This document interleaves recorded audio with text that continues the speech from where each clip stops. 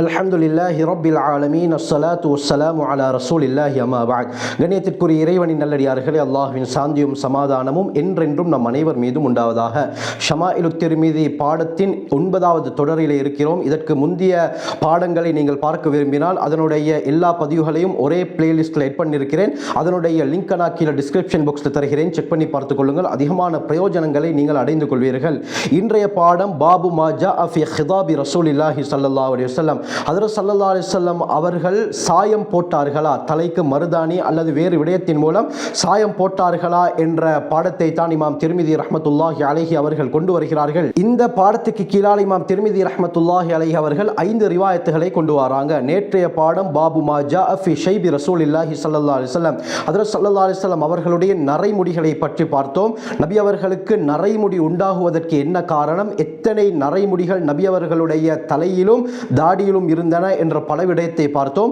அதோட அடுத்த பாடம் தான் ஸல்லல்லாஹு அலைஹி வஸல்லம் அவர்கள் இந்த நரைமுடிகளுக்கு சாயம் போட்டிருக்கிறார்களா, மருதாணி போட்டிருக்கிறார்களா என்ற விடயம். அந்த அடிப்படையில் முதலாவது ரிவாயத் ஹஜ்ரத் அபூ ரம்ஸா ரலியல்லாஹு அன்ஹு அவங்க சொல்றாங்க, இவர்களுடைய உண்மையான பேர் ரிஃபாஅத் இப்னு யஸ்ரிபி அத்-தைமி என்பதாகும்.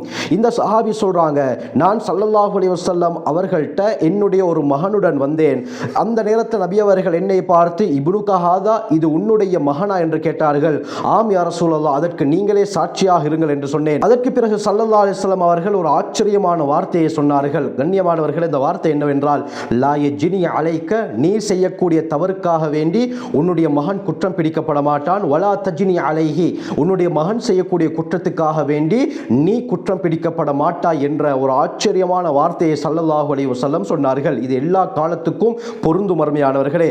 தொடர்ந்து இந்த சஹாபி சொல்றாங்க, இந்த சந்தர்ப்பத்தில் வரஐத்து ஷைப அஹ்மர, ஸல்லல்லாஹு அலைஹி வஸல்லம் அவர்களுடைய நரைமுடிகள் சிவப்பு நிறமாக இருப்பதை நான் கண்டேன் என்று இவங்க சொல்றாங்க. இந்த ஹதீஸுக்கு கீழால் இமாம் திர்மிதி ரஹ்மத்துல்லாஹி அலைஹி சொல்றாங்க, ஹாதா அஹ்ஸனு ஷைஇன் ஃபீ ஹாதல் பாபி, இந்த பாடத்துக்கு கீழால் இருக்கக்கூடிய மிக சிறந்த மிக அழகான ஹதீஸ் இதுதான்.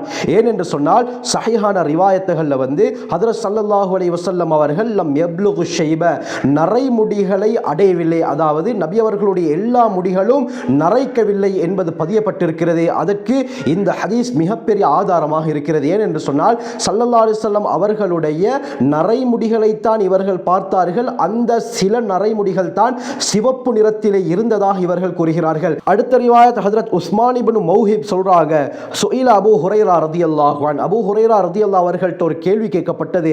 ஹல் ஹதப ரசூலுல்லாஹி ஸல்லல்லாஹு அலைஹி வஸல்லம், ஹஜ்ரத் ஸல்லல்லாஹு அலைஹி வஸல்லம் அவர்கள் சாயம் பூசி இருக்கிறார்களா?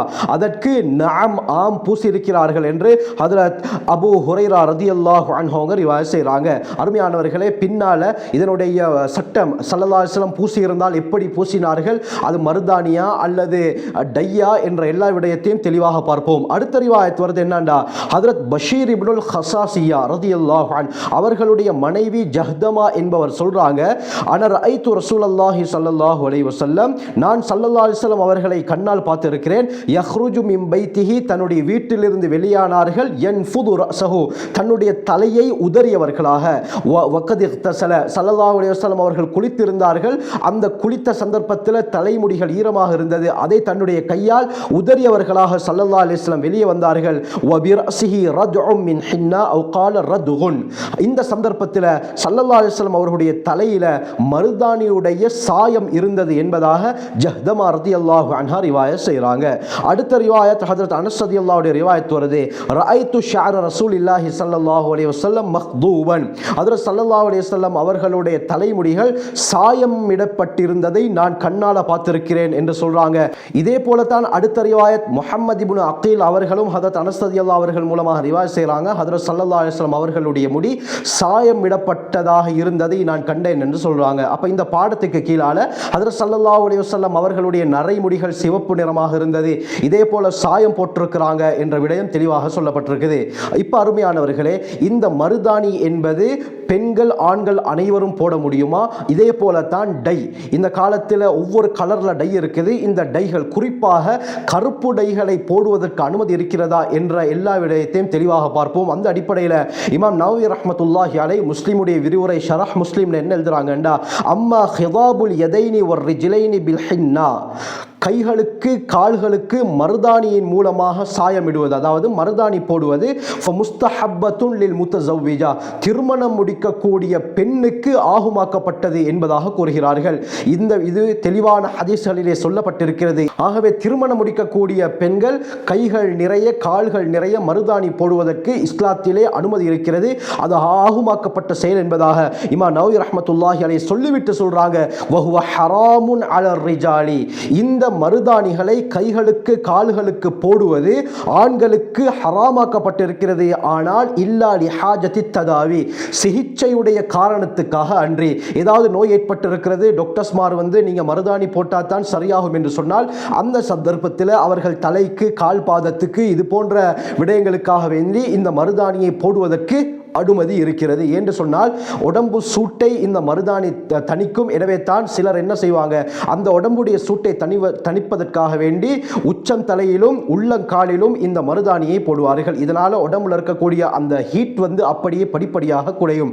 ஆகவே சிகிச்சைக்காக ஆண்கள் மருதாணி போடுவதற்கு அனுமதி இருக்கிறது. சிலர் என்ன செய்கிறாங்கன்னு சொன்னால் இந்த சின்ன விரலுக்கு இதே போல காலுடைய பெருவிரலுக்கு போடக்கூடிய காட்சிகள் இருக்குது. இது இஸ்லாத்தில் முற்றாக தடை செய்யப்பட்டிருக்கிறது. அழகுக்காக போடுவதாக இருந்தால் பெண்களுக்கு மட்டும் தான் அனுமதி, ஆண்களுக்கு அனுமதி கிடையாது. இந்த விடயத்துக்கு இமாம் நவவி ரஹ்மத்துல்லாஹி அலைஹி அவர்கள் புகாரியுடைய ஒரு ஹதீஸை ஆதாரமாக கொண்டு வராங்க. இப்னு அப்பாஸ் ரலியல்லாஹு அன்ஹு ரிவாயத் வருது. ஸல்லல்லாஹு அலைஹி வஸல்லம் சொன்னார்கள், லஅனல்லாஹுல் முத்தஷப்பிஹீன பின்னிசாஇ மினர் ரிஜாலி வல் முத்தஷப்பிஹாத்தி பிர்ரிஜாலி மினன் நிசாஇ, ஆண்களிலே பெண்களுக்கும் பெண்களிலே ஆண்களுக்கும் ஒப்பாக கூடியவர்களை அல்லாஹ் சபிக்கிறான் என்று ஸல்லல்லாஹு அலைஹி வஸல்லம் சொன்னார்கள். மருதாணி என்பது பெண்களுக்கு மட்டும் உரித்தான ஒரு விடயம்.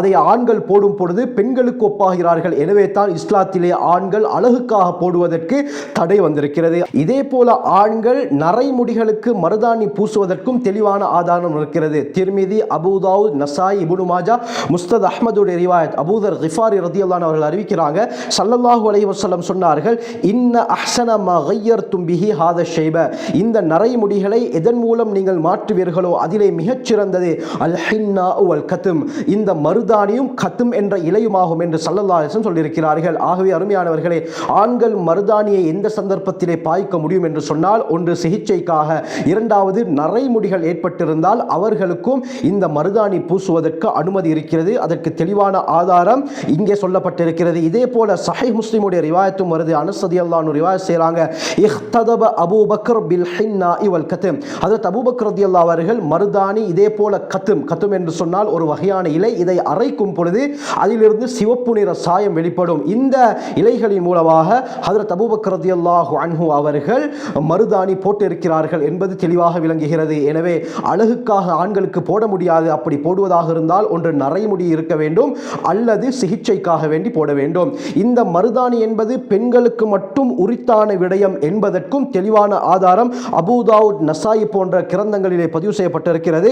இந்த ஹதீஸை இமாம் அல்பானி ரஹ்மத்துல்லாஹி அலைஹி அவர்களும் கொண்டு வருகிறார்கள். ஹஜ்ரத் ஆயிஷா ரலியல்லாஹு அன்ஹா சொல்றாங்க, ஒரு பெண் ஹஜ்ரத் ஸல்லல்லாஹு அலைஹி வஸல்லம் அவர்களுக்கு ஒரு கடிதத்தை கொடுப்பதற்காக திரைக்கு பின்னால் இருந்து கையை வெளியே போட்டு இவ்வாறு சைக்கிளை செய்து கொண்டிருந்தால், உடனே ஸல்லல்லாஹு அலைஹி வஸல்லம் அந்த கையை பிடித்து, மா அத்ரி அயது ரஜுலின் அம் யதும்ரஅத்தின், இந்த கை ஆணுடைய கையா அல்லது பெண்ணுடைய கையா என்று எனக்கு விளங்கவில்லையே என்று ஸல்லல்லாஹு அலைஹி வஸல்லம் சொன்னோன ஆயிஷா ரலியல்லாஹு அன்ஹா சொல்றாங்க, பலிம்ரஅத்துன், அல்லாஹ்வின் தூதரே இது ஒரு பெண்ணுடைய கை என்று சொன்னார்கள். என்று சொன்னால் இது ஆணுடைய கையா பெண்ணுடைய கையா என்று விளங்காத அளவுக்கு அந்த கை இருந்தது. இதனால தான் ஸல்லல்லாஹு அலைஹி வஸல்லம் அந்த கையை பிடித்து இது யாருடைய கை என்று கேட்டார்கள். உடனே ஸல்லல்லாஹு அலைஹி வஸல்லம் சொன்னார்கள், லவ் குந்தி இம்ரஅத்தன், நீ ஒரு பெண்ணாக இருந்தால் லகய்யர்தி அதுஃபாரகி, உன்னுடைய இந்த நகங்களை மருதாணியின் மூலமாக மாற்றிக்கொள் என்று ஸல்லல்லாஹு அலைஹி வஸல்லம் அந்த பெண்ணை பார்த்து சொன்னார்கள். இப்போ இந்த ஹதீஸின் மூலமாக பெண்ணுக்கு அடையாளம் மருதாணி என்பது தெளிவாக விளங்குகிறது. எனவே மருதாணி அழகுக்கு போட முடியும் என்று சொன்னால் அது பெண்களுக்கு மட்டும் தான் என்பது இந்த ஹதீஸின் மூலமாக தெளிவாக விளங்குகிறது. இதே போல அபூ தாவூதுடைய இன்னொரு ஆச்சரியமான ரிவாயத் வருது. அபூ ஹுரைரா ரலியல்லாஹு அன்ஹு சொல்றாங்க, ஹஜ்ரத் ஸல்லல்லாஹு அலைஹி வஸல்லம் அவர்கள்ட்ட ஒரு திருநங்கை அழைத்து வரப்பட்டார். அந்த திருநங்கையுடைய இரண்டு கைகளிலும் கால்களிலும் மருதாணி போடப்பட்டிருந்தது. உடனே ஸல்லல்லாஹு அலைஹி வஸல்லம் அவர்கள் இது என்ன கோலம் என்று கேட்டார்கள். உடனே சஹாபாக்கர் யதஷப்பஹு பின் நிசாஇ, இந்த திருநங்கை பெண்ணுக்கு ஒப்பாக இருக்கிறார் என்று ஸல்லல்லாஹு அலைஹி வஸல்லம் அவர்களிடத்திலே சொன்ன பொழுது ஹஜ்ரத் ஸல்லல்லாஹு அலைஹி வஸல்லம் அவர்கள் அந்த திருநங்கையை நகியா என்ற இடத்திற்கு நாடு கடத்தினார்கள். இந்த நகியா என்பது ஒரு இடத்துடைய பேர். இந்த இடத்திற்கு இந்த திருநங்கையை நாடு கடத்தினார்கள். உடனே சஹாபாக்கள் ஸல்லல்லாஹு அலைஹி வஸல்லம் அவர்களை பார்த்து அலா நக்துலுஹு, இவரை நாங்கள் கொன்று விடட்டுமா என்று சொன்னதும் ஸல்லல்லாஹு அலைஹி வஸல்லம் சொன்னார்கள், இன்னி நுஹீது அன் கத்லில் முஸல்லீன், தொழக்கூடியவர்களை கொலை செய்வதை விட்டு நான் தடுக்கப்பட்டிருக்கிறேன் என்று ஸல்லல்லாஹு அலைஹி வஸல்லம் சொன்னார்கள். இதை இமாம் அல்பானி ரஹ்மத்துல்லாஹி அலைஹி இந்த ரிவாயத்தை சஹீஹ் என்பதாக சொல்றாங்க. அருமையானவர்களே, திருநங்கை என்று வரும் பொழுது இஸ்லாத்திலே ஆண்களுடைய சட்டம் தான் திருநங்கைக்கு கொடுக்கப்பட்டிருக்கிறது. எனவே தான் இந்த திருநங்கை மருதாணி கை கால்களுக்கு போடுவதனால ஸல்லல்லாஹு அலைஹி வஸல்லம் அவர்கள் கோபப்பட்டார்கள் என்பது தெளிவாக விளங்குகிறது. இஸ்லாத்துடைய பார்வையில் திருநங்கை அரபியிலே ஹுன்சா என்று கூறுவார்கள். இந்த திருநங்கைக்கு ஆண்களுடைய சட்டம் தான் வடிவமைக்கப்பட்டிருக்கிறதே தவிர பெண்களுடைய சட்டம் கிடையாது. இதை நன்றாக நாங்கள் விளங்கிக் கொள்ள வேண்டும். அருமையானவர்களே, இஸ்லாத்தில் ஆண்கள் பெண்கள் மருதாணி அடிக்க முடியுமா, ஆண்கள் அடிப்பதாக இருந்தால் எந்தெந்த சந்தர்ப்பத்தில் என்ற எல்லா விடயத்தையும் தெளிவாக பார்த்தோம். இதே போலத்தான் அடுத்த முக்கியமான ஒரு விடயம் தான் தலைக்கு டை அடிப்பது. இஸ்லாத்திலே டை அடிப்பதற்கு அனுமதி இருக்கிறதா? அதுவும் குறிப்பாக கருப்பு நிற டை ஆண்கள் பெண்கள் இரு சாராரும் அடிக்க முடியுமா என்ற விடயம் இருக்கிறது.